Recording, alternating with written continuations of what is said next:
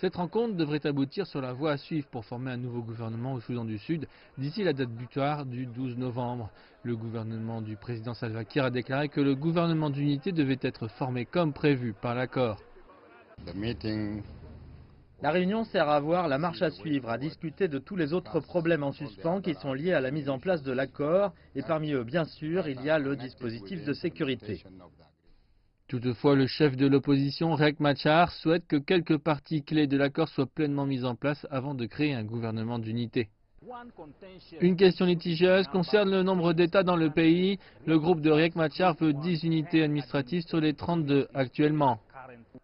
L'opposition insiste également sur le fait qu'elle veut une révision du secteur de la sécurité avant de former un gouvernement d'unité. Nous devrions unifier, former et redéployer des forces. C'est pourquoi nous mettons cela comme une condition au SPLM-AIO pour former un gouvernement d'unité nationale afin de résoudre la question du dispositif de sécurité.